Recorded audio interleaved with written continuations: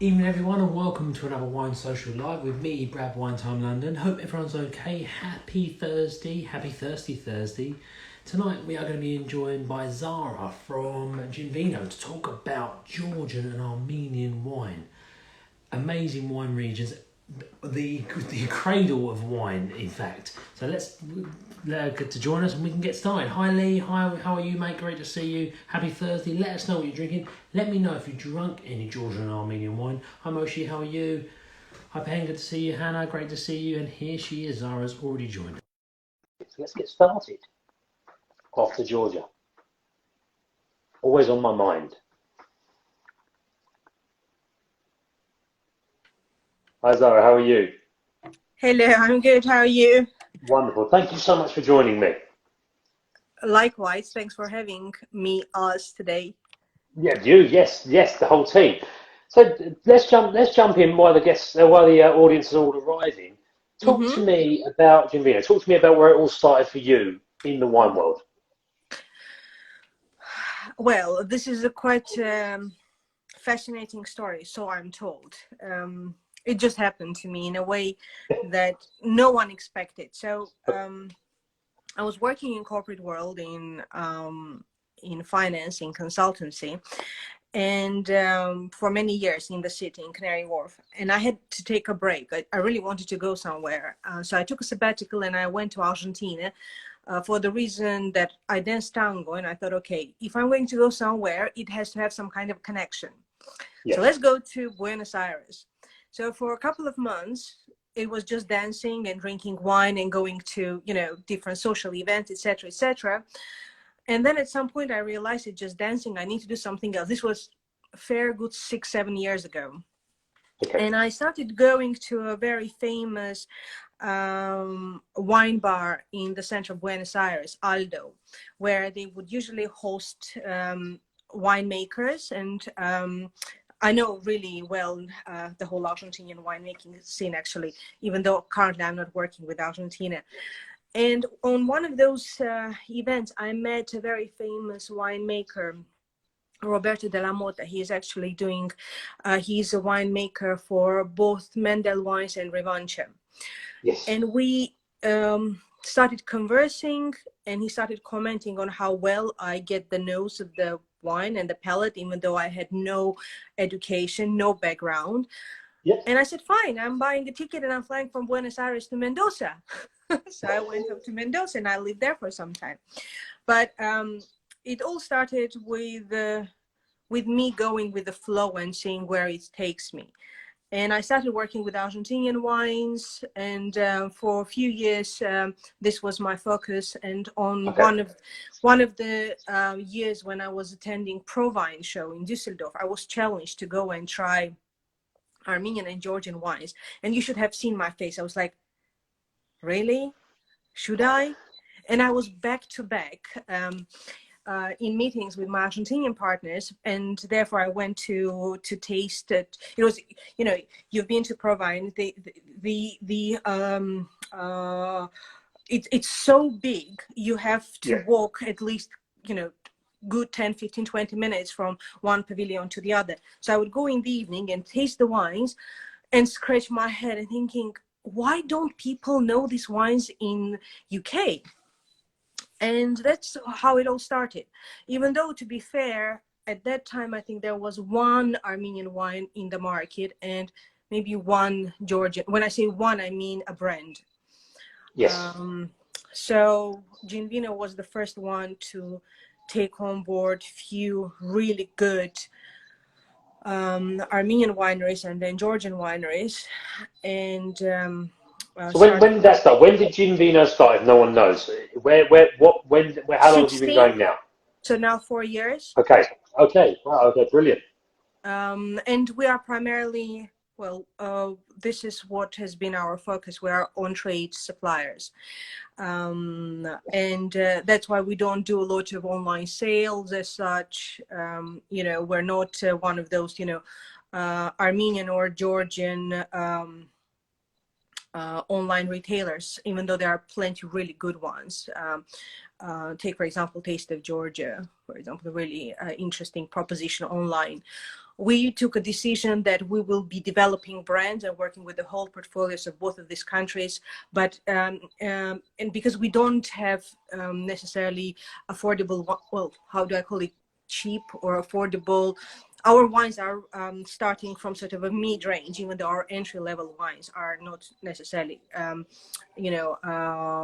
nothing is below £10. Let's put it that way.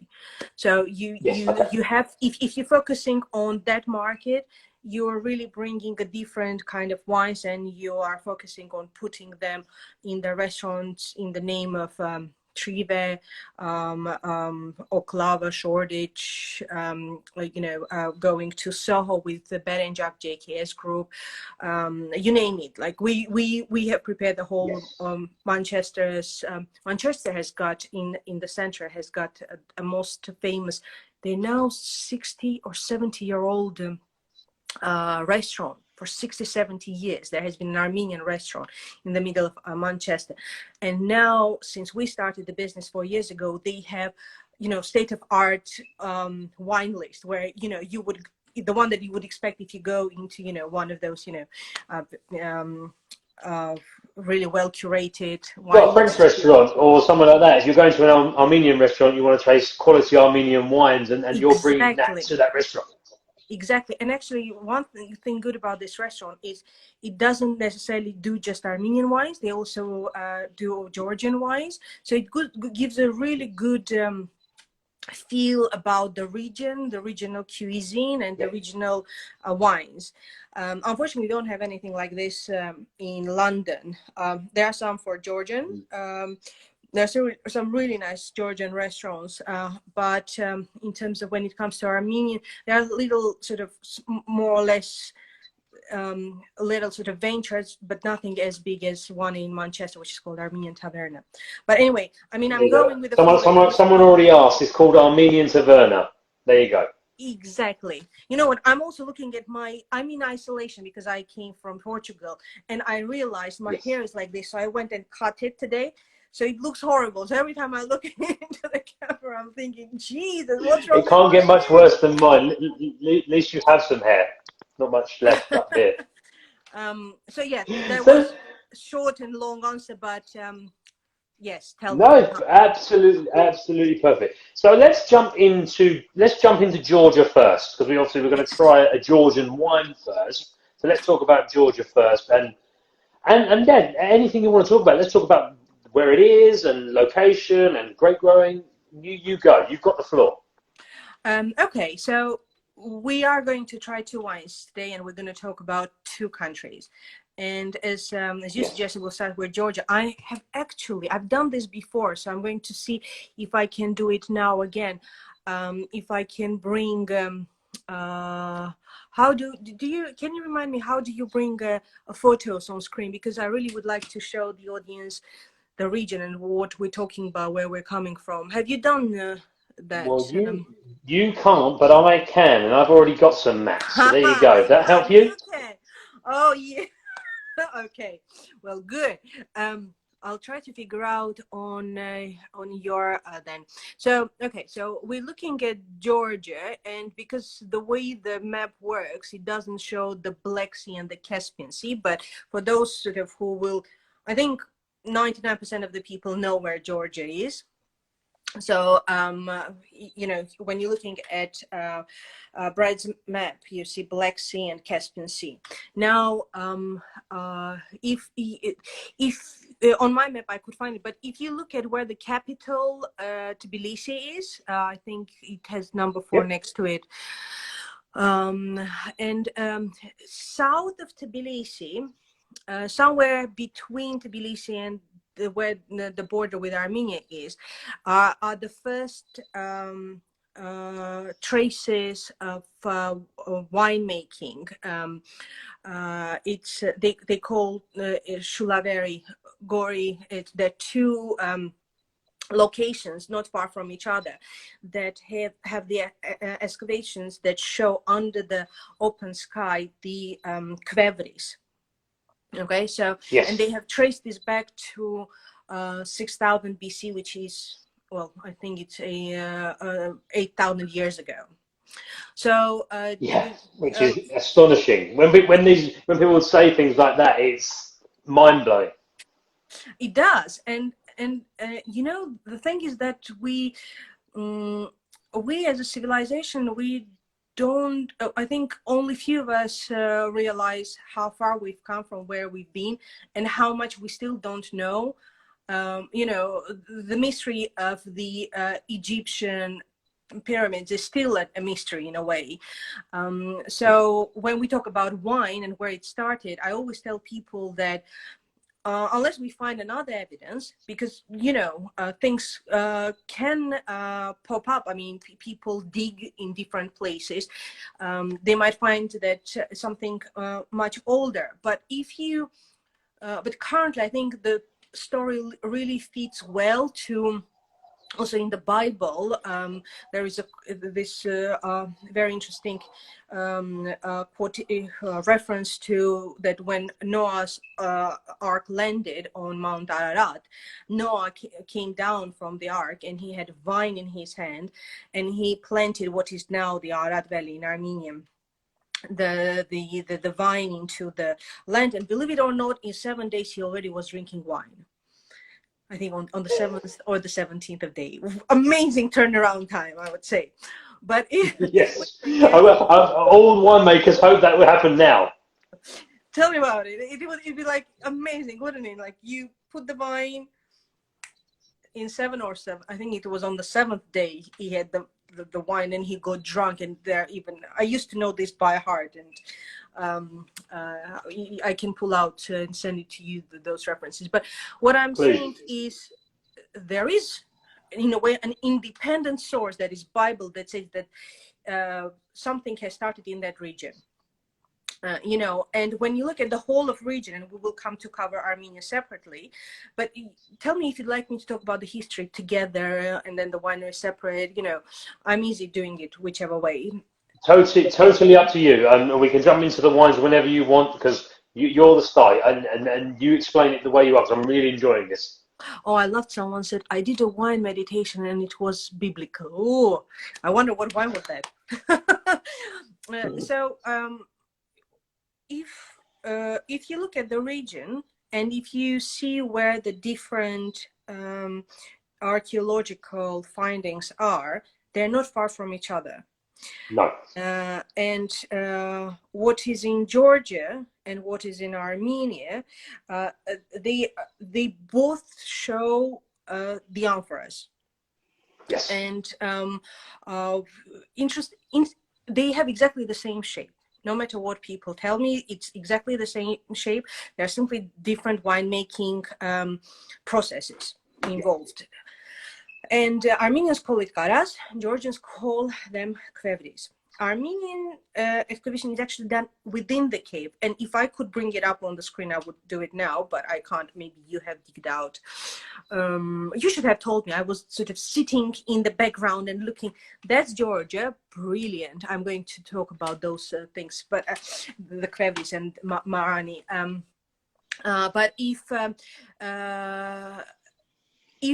Georgian archaeology shows under the sky the qvevris, the Armenian excavation actually happened later in 2007. Okay. It was a group of scientists, archaeologists from Italy, US, and Armenia that did that started the work, and it is in the cave called Areni, next to Areni village. It's a much higher altitude. We're talking around 1,400 meters above sea level. Yeah. And there you have to go into the cave, and within the cave, what is different from Georgia, and I think it's brilliant that it's not the same. You know, it's good to have completely different things that complement each other. There you have the biggest well-preserved winery in the world because it's huge. I've been there. You walk from a section to a section and you find completely different amphoras and different things that have been in those amphoras. And there's even, if the people Google the first human shoe, it was found in that cave. And in that cave, they found the traces of grape Areni. I remember reading about this and hearing the story about this. They even had the trace of that grape that they're growing in Armenia now, which is absolutely fascinating. It's amazing. It's amazing that it didn't vanish after this many, millennia. It could. And to be fair, when I started working with Areni, one of my encounters with Oz when we were trying the wines, and they were still very, new to UK market, he gave me a tip. He said, Zara, if you want to promote the wines, one of the ways to get people to try them is to suggest that Areni Noir potentially could be the ancestor of Pinot Noir, potentially. But obviously, and if we corroborate that information with the history, if it does claim that that's where it started, you would have assumed that the vine has to travel. It will travel from, and Armenians were supplying wine to a Persian Empire then. And Shiraz city, which we know has got nothing to do with Shiraz or Syrah, but that was a place where the wines would have been shipped, stored, and then from that place they would also be shipped to Europe. So potentially So why not? These links have to happen somewhere. So why couldn't it have been like that? Totally. Exactly. But again, all of this require a lot of research. There has been done some, and I think there a lot more could be done. You have to do lots of DNA profiling of these grapes and connecting and see how this all goes. But in any way, Areni has got that proven record. Let's say 6,000 years old. It could be. Now, when we come to the winemaking, and I do want to talk about this. Yes, I know. I didn't need to get a picture because you had it behind you. Perfect. Well, this one is 250 years old, believe it or not. It's courtesy of one of the wineries I work with, Bouquet Qvevri. In 2017, when we were having our first London wine fair, I said, I actually want to show what this is, what Karas or Qvevri is. And this is a Karas, but, it's exactly the same shape. It's actually now in my home. I couldn't risk it living in, anywhere in the office because it's no. I don't know what's the value of it. It's probably what is the value? You don't know. It's in Georgia specifically, and now starting in Armenia, they have started producing new Qvevris or Karases. But until today, it is a matter of going from a village to a village and finding those. And I heard this story that they almost lost the art of making Qvevri because people stopped doing it. Exactly. And they had to sort of get the older generation to retrain younger generation, otherwise they would have lost it completely. I think that's correct. And I think one of the things that did help Georgia to continue, but definitely in a smaller scale, the production, was that both of the countries were part of Soviet Union for 70 odd years.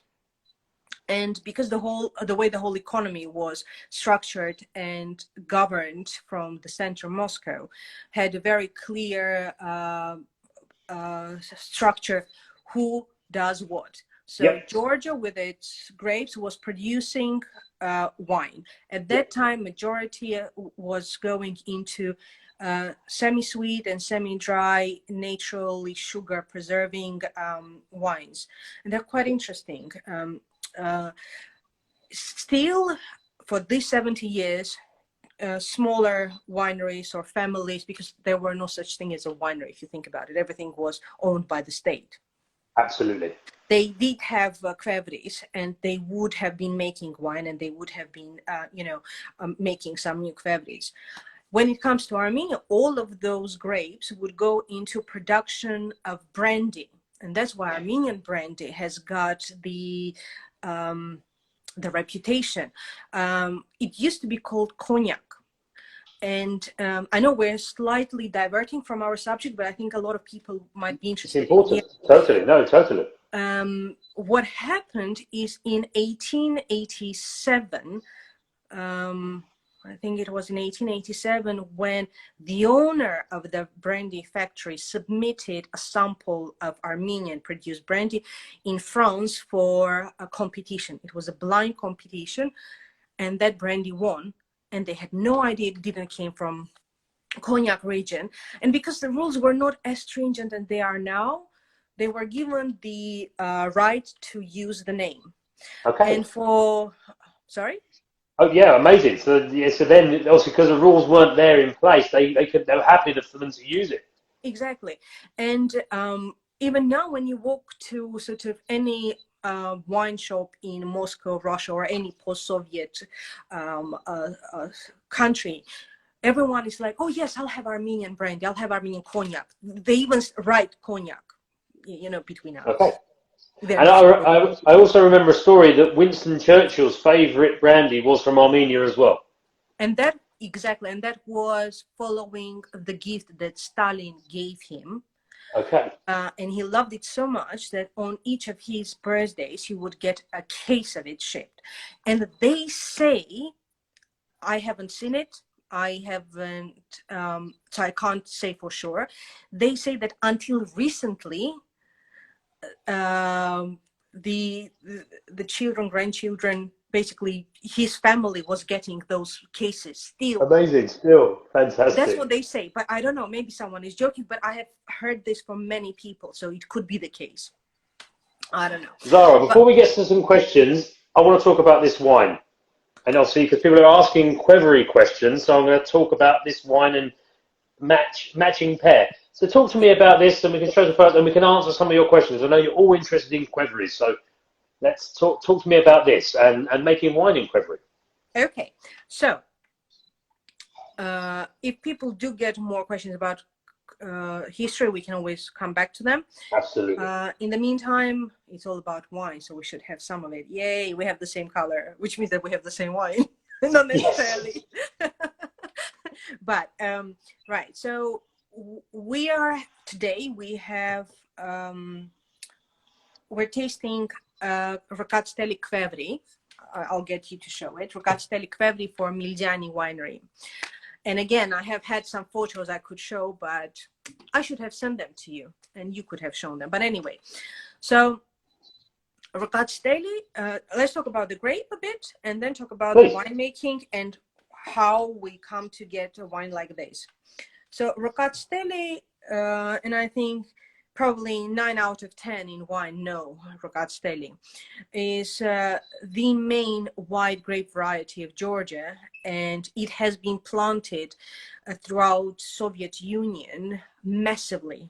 And that's why when, for example, you open ampelography and you look at Rkatsiteli and you look at to the plantings, it takes a quite significant time. It's a bit of a muscle grape. Okay. You know, and it was used in producing, don't laugh at me, Soviet champagne. They used to call it champagne, not a sparkling wine. Rkatsiteli was the main grape that would go into production of the champagne. Actually, it was a good champagne. They still produce it. I don't know what they call it now, but because of its acidity, it's a great grape to go into production of sparkling wine. Now, when it comes to traditional winemaking in Qvevri or Karas, let's call it Qvevri for now. I like this baby because it has got two names. You know, one, yes. You know, in the first part of our conversation, it's going to be Qvevri, then it's going to be Karas, but it doesn't. Well, you've already answered the question. One of the questions was, is Qvevri in Georgian, and in Armenian, the name Karas. Is? Karas. Karas. Okay, thank you. It's very interesting because the word Karas is also used in the name of a Turkish grape, Karasi Kültük. Yes. But it's a name for a grape rather than a vessel. In Armenia, we call it Karas. So I even have a whole blown sort of wallpaper that shows both countries, both of the vessels and how things change between these two. This is where my corporate finance, world comes into presentations and all of that. But anyway, so let's assume this is Qvevri. Okay, so what happens and what used to be happening and still is happening for some of the wineries, and it's happening definitely in Mildiani winery, is that when the grapes are harvested, everything goes into this vessel. They're not destemmed. If you want to get a good wine, you obviously would look out for, putting the best grapes into the vessel. You put everything, including stalks, seeds, even sometimes, the leaves used to get in. People are more careful now, and you start pressing and punching and going through the whole process of fermentation in those qvevris. Now what they also do is they put them into the ground. And you had a question earlier, so why do they put them in the ground? So if you think about it, once you put it into the ground, the temperature that your vessel is impacted by is very much well moderated through the earth that is surrounding it. So in a way, you achieve a constant temperature, which is not fluctuated. When it comes to Armenian, we'll go and we can talk about it. Armenians don't put it all the way in. They put it 2/3 in, 1/3 up. And because it's also a different winemaking, they don't produce an amber wine the way Georgians do. There's a slightly different way. And that's what I love about each country having their own signature, in using. Yeah, no, thanks for that. And if we talk about the temperature, one of the reasons Armenian put 1/3 up is for actually having that influence of high altitude, colder, because that's where it also matures. The diurnal range temperature that you get by keeping some of it further up gives you that.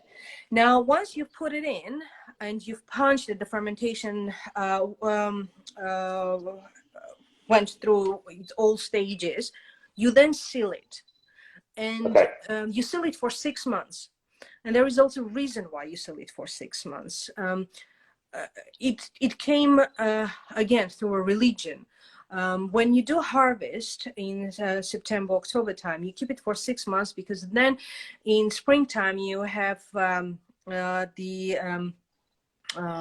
with the celebration of the spring, and now with an Orthodox church, I think it's also the around Easter time when you open them. So that's how it all came about, keeping it for 6 months. Because I know, for example, for sure, in Spain, for example, they can keep it up.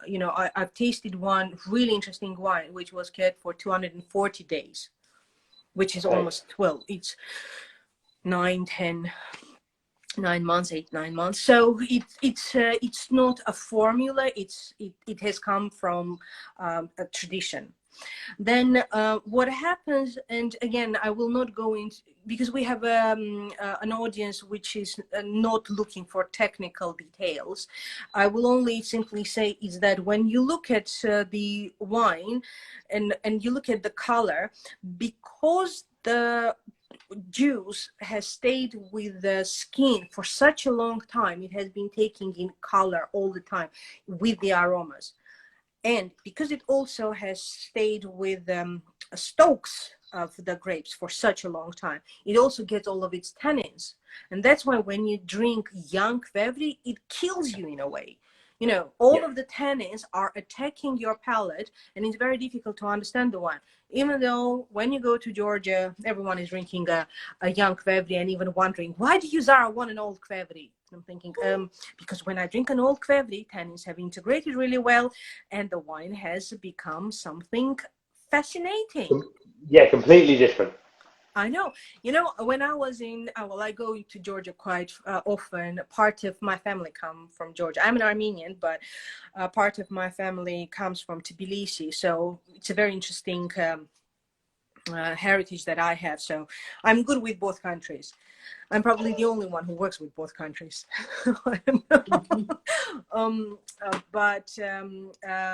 So every time I go to winery, I always ask for the oldies that they have to try. And they are kindly open those ones, even though they might not be for sale. And I mean, the oldest Saperavi Qvevri I tried was from 2009. There wasn't anything else that was available even to taste. And the oldest orange amber Qvevri I've tried was actually in Miljani winery, which was 2010 again. And we got 2011 for our wine exhibitions, but we're selling 2012 as the oldest. So the color is the result of the long contact, prolonged And contact. it's fascinating. The color is absolutely stunning. It's like nothing else. It is. And you know, this wine, why I like this one, like you can without, you know, take various Qvevris, and you will see a variation in a color. And that also comes to the fact that now winemakers try to make a much earlier approachable wine. Okay. To take them to the market, especially now with the significant export into Europe, where the palate of people is not used to this kind of wine.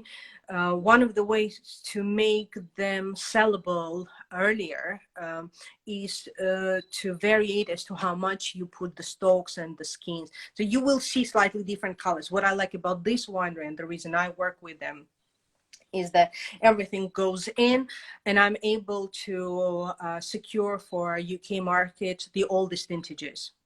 Okay. So that's sort of my deal. I need the oldest. To be honest, this is absolutely stunning.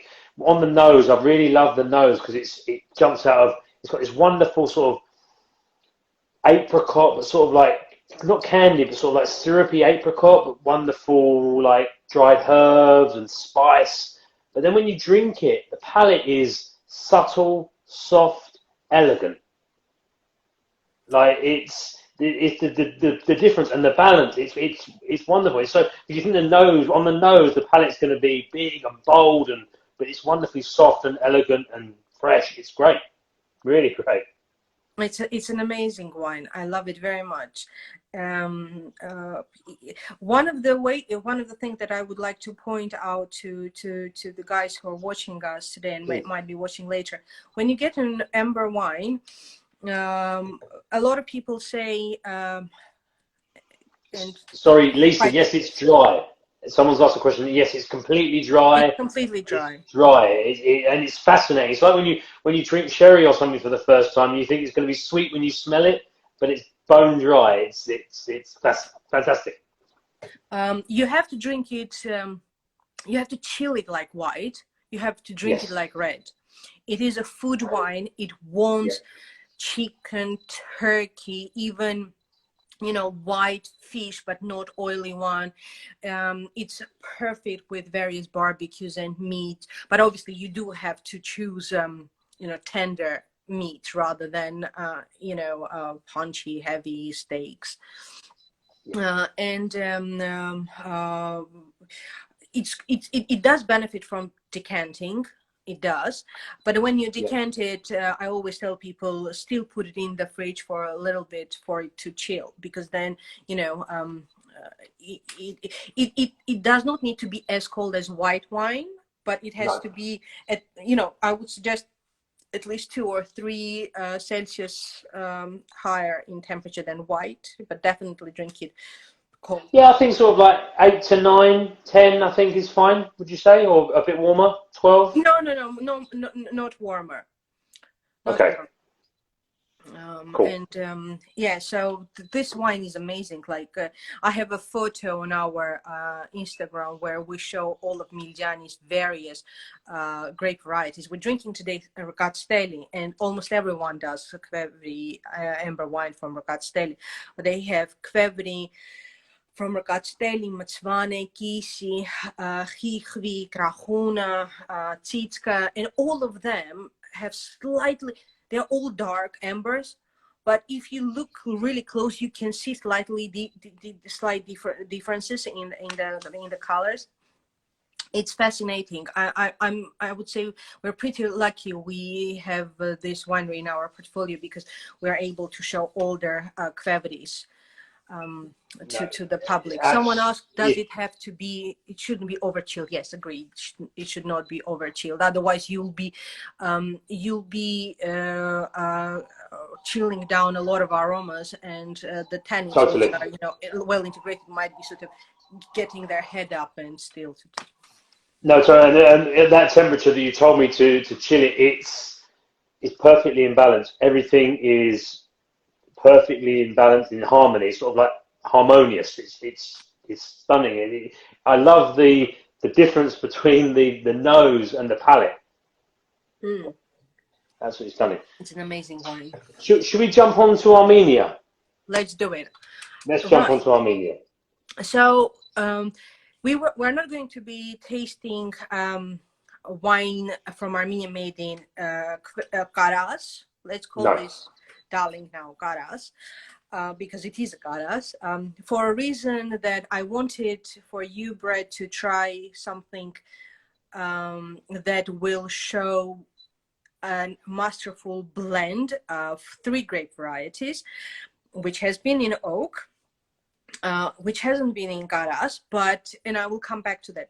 Before I come to the Armenian red, let me just tell the audience that when you think of the region, it is no surprise that both of them are using the same vessel.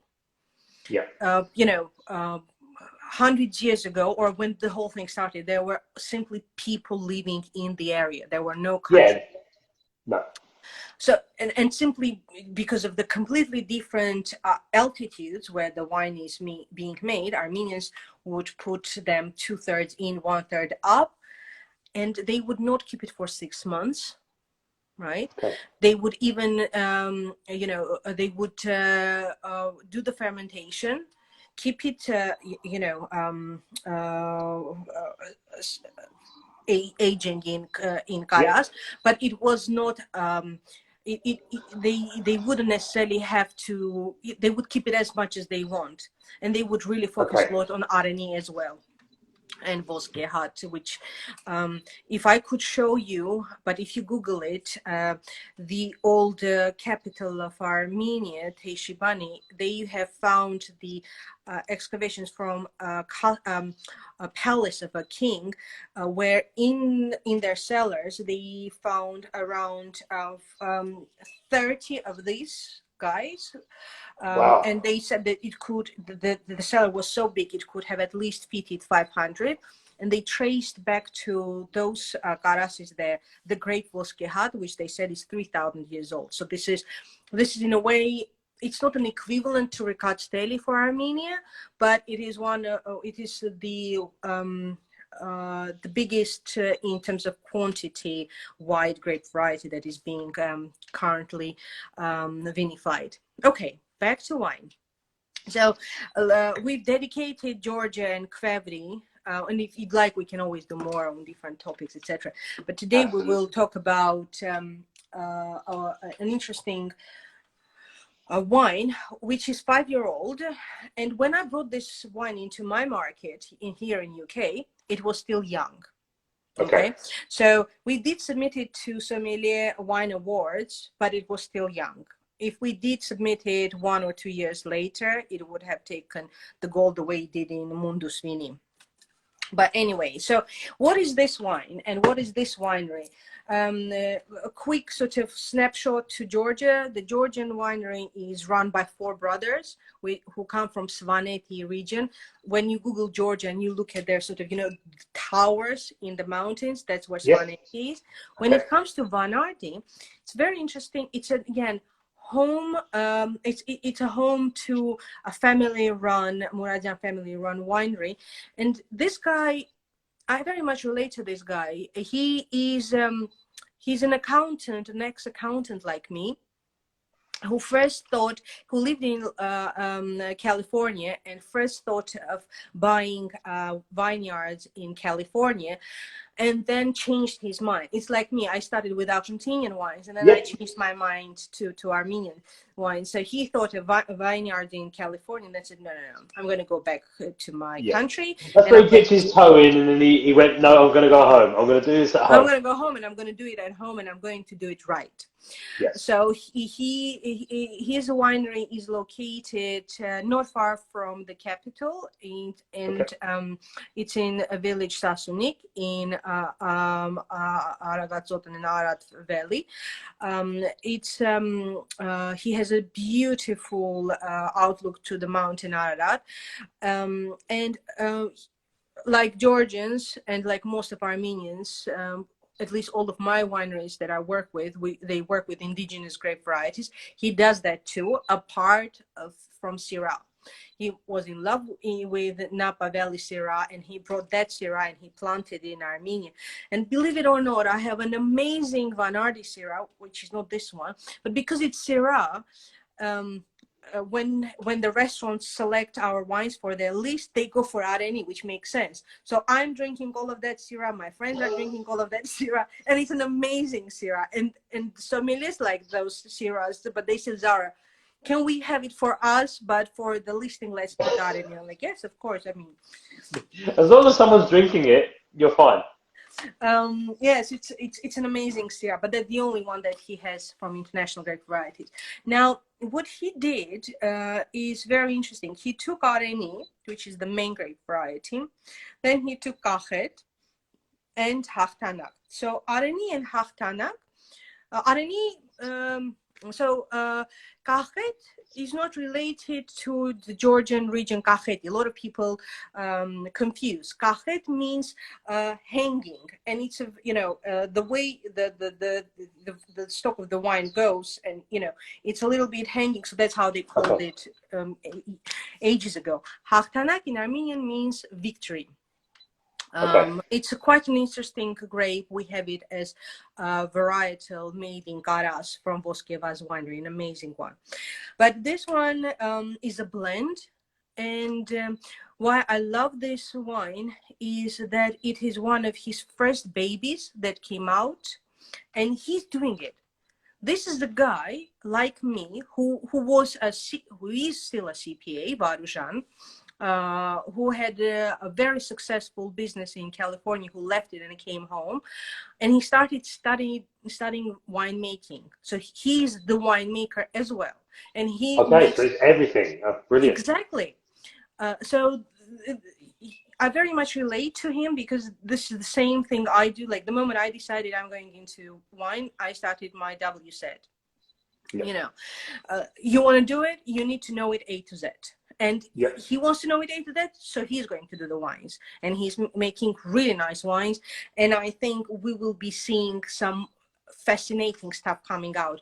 We have now younger vintages of Areni 2017, which is 2 years, and it's already on a different wine. So he can make a name as a winemaker with the time.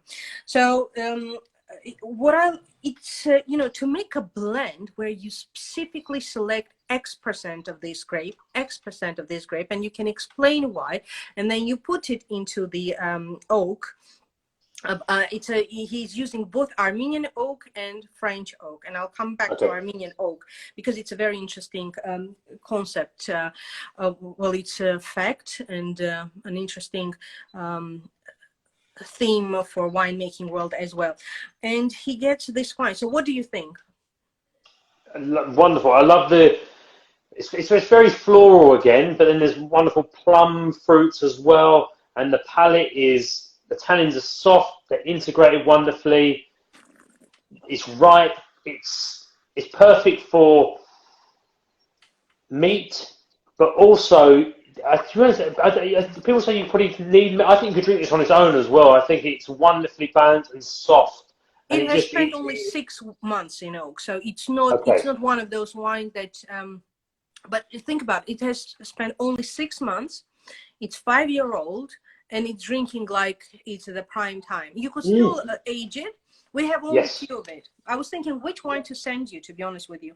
And we have only few of this one left. But because it's gone, there's no more of this to buy. And because I like it so much, I thought I'm going to send Thank you. No, as you said, this is 5 years old. This is still fresh, vibrant. There's still floral notes of like violets and sort of those sort of flowers. It's wonderful. It's a wine that I would love to drink a lot of. And it's easy. It's easy drinkable. Yeah. It's not Totally. punching you, and it doesn't ask you for food that much. No, totally. So I mentioned Armenian Oak. The way it came into winemaking in Armenia in the first place is again tracing back to the brandy history. Okay. Because what French realized and went backwards, the cognac or brandy factory of Armenia is using has been using and is using the oak from Artsakh, Karabakh, which is now in the news. But I'm not gonna. I mean, as much as it's close to my heart, I'm gonna talk about it because today we're drinking wine.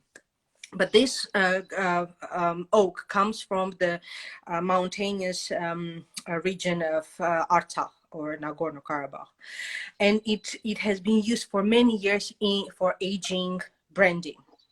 And then when the winemaking has never been dead in Armenia during Soviet time. Believe it or not, there was a winery which was producing amazing Jerez.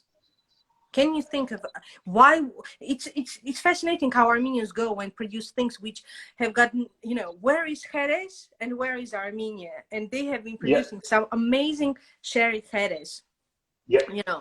So winemaking has been there. People never gave it up, but it was not out there running the economy of the agricultural use of the grapes. So people then thought, hang on a second, if this was used to age brandy, and that's why the brandy comes out slightly different. When you taste French cognac and Armenian brandy, you would be picking up different things also down because of Armenian oak. It's okay. Absolutely. We can actually take this oak and we can actually, slice the stoves into a slightly, thinner and, do the barrels and use them. And it was and they came out so good that these days it's actually Armenian oak is part of it's a subfamily of Eurasian oak. So of similar to the grapes, all of these oaks also fall into sort of families. It's in a subfamily of Eurasian oak. I was told. Again, I'm telling you what I was told. I've never seen it, but French like it so much that they ship oak from Armenia into France. They use the oak, but because there is no brand or value associated with it, they don't say it. And we know that, when you take a French wine and, at the back of the label, you don't see a lot of information. So apparently a lot of Armenian oak is being shipped for at least 30-40 years to France where they use it. Wow. I had a question. Someone was asking what sort of international varietals does this wine remind me of or remind you of, as in the blend. For me, it's something quite unique, but also if you have a really nice Rhone blend, I think there's similarities maybe there. Just something you could enjoy with food, but you could just sit on an autumn evening and enjoy something like that. I would go down that line. Maybe something from Bordeaux, but I'd probably go more Rhone blend. But that's me. The thing is that you're absolutely right. You cannot necessarily link it to this tastes like this or this tastes like that. And I was tricked by a friend of mine. It was in 2018. I was in Switzerland visiting a friend, and she took me to an Italian restaurant where the chef, the head of wines were her close friends, and they brought me some wine blind to taste. Okay, fine, let's taste the wines. And I'm cracking my head. This does taste like Areni, but what has got Areni to do with, in the village, like, a couple of kilometers from Zug, not even in Zurich. So I was thinking, like, cracking my head, this cannot be Areni, and it took me, I was feeling really ashamed because I couldn't point out what, and I said, it seems to me it's Areni, but it can't be, can it? And they said, it is. And that's when you realize how, when you know the grape, you know, Yes. even when you don't, it is so different that you pick it out blindly as well, even though you think it, the It can't likelihood. be. I'm in Switzerland. Why would I have Areni? Yeah, well, they did. And it's a different winery. But what I'm saying, the point that I was trying to make is it has got such a distinct descriptives and flavors and aromas that you won't miss. I mean, another winery, the winery Bouquet Qvevri that makes or gave me this Karas, they took gold from decanter a week ago for their Areni, which is completely fruitful. And you know what I absolutely love to see, in addition to the gold, obviously, was that in the comments by decanter team, it said it's a superb expression of Areni varietal. And I was like, brilliant. People now associate this wine to Areni, that this is Areni. You know, it's an achievement. It's similar like for people picking up and saying, oh my God, this is Saperavi. It's all, you know, it's inky, it's coloring it, and the same came for Areni. So not only gold was important, but also the feedback that you get, and that's why, to respond to the question that the guys asked, is you cannot necessarily. But for example, we have one Areni Noir, 120-year-old bush vines, going to Karas, then going to Oak. And when people drink, they sometimes think it's an aged Pinot. Yes. So the one that you're tasting is a blend. The other one was, but the style was done to very interesting. But anyway, I'm conscious that, you know, we want to answer to some more questions as we drink and sip wine, and I don't know how much time we have. Totally. Obviously, to be honest, we haven't got much long. So before I let you go, I want to talk to you about the future for you, for GInVino, for Georgian and Armenian wines. I think we've probably got 10 minutes ish left. Talk to me about the future and where you see the future for Armenian wine. Obviously, I know Qvevri and are important, but I'm going to take 3 minutes, because if I start on the topic, it's going to be long. So I'm going to cover it in key points, and then give a 7 minute or and you can do a live again. You can do a live again explaining more, and we'll all come and watch you. I can't wait. If people do like it, and if you'd like to host us again, absolutely, we can pick a topic and do that. I think for both countries, the future is brilliant.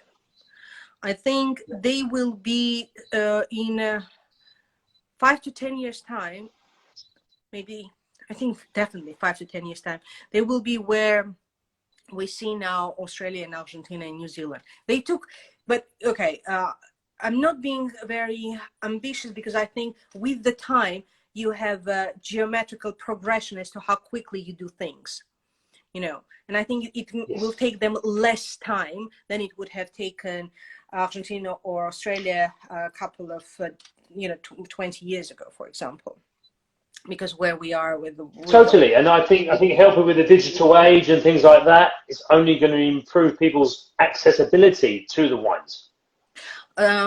Obviously, Armenia produces 10 to 15% of what Georgia produces. So what it has to, it focuses very much on quality, because we don't have enough grapes.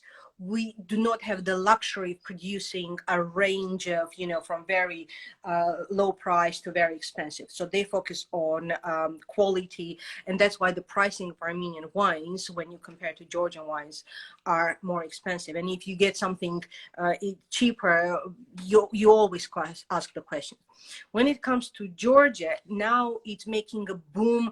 The guys were very quick in pushing the agenda of Qvevri, which Armenians didn't do with Karas.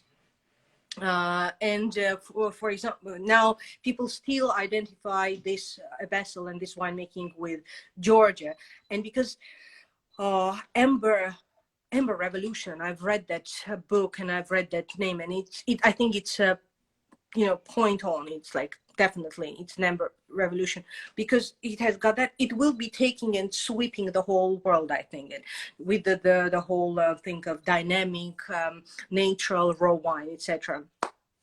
Even though I must say, Saberavi Qvevris, they're equally amazing. So when people do drink just amber wines and think this is Qvevri, they should try Saberavi.